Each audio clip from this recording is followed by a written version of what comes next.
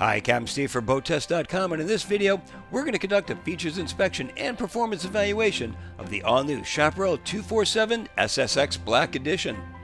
This is a boat that offers many of the most desired features as part of its standard package, along with plenty of optional upgrades and customizable features that allow an owner to equip this boat exactly as desired.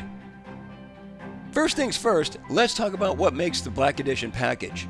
That consists of the black top sides and bottom, the black EFX2 tower, black windshield frame, the JL audio system upgrade, underwater lights, silicone vinyl cayenne color upholstery with black accent vinyl, black dashes, and special edition badging.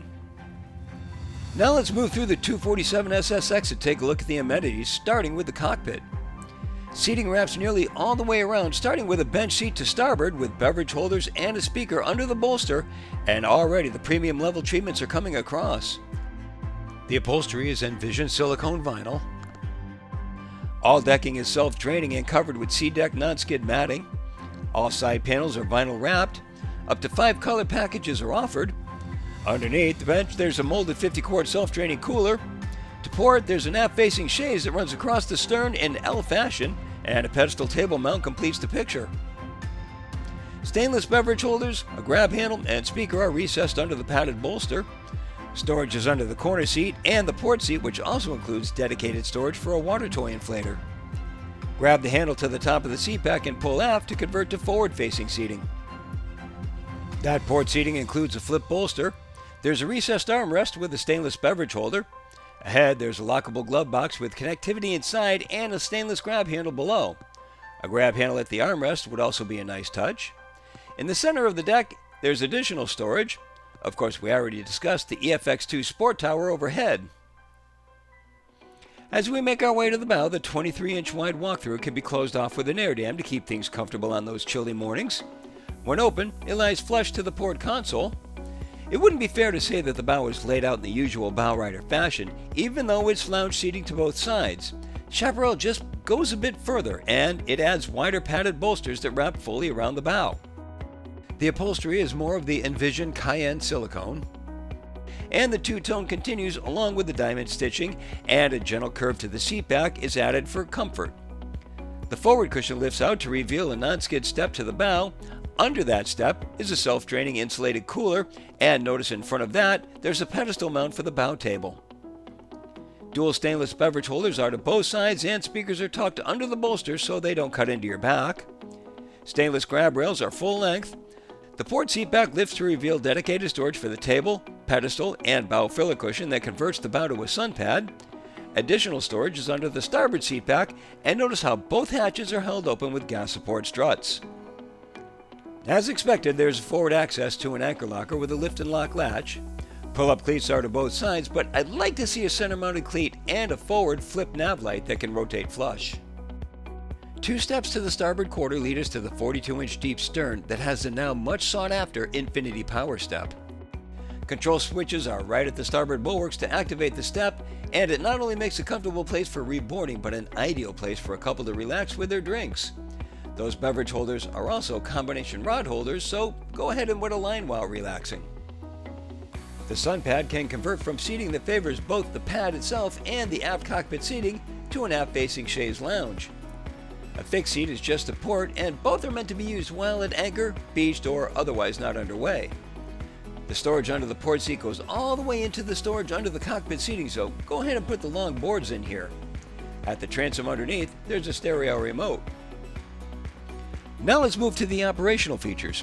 Right as we come aboard, a hatch at the walkthrough to the cockpit opens on tension hinges, and the battery switches are right underneath.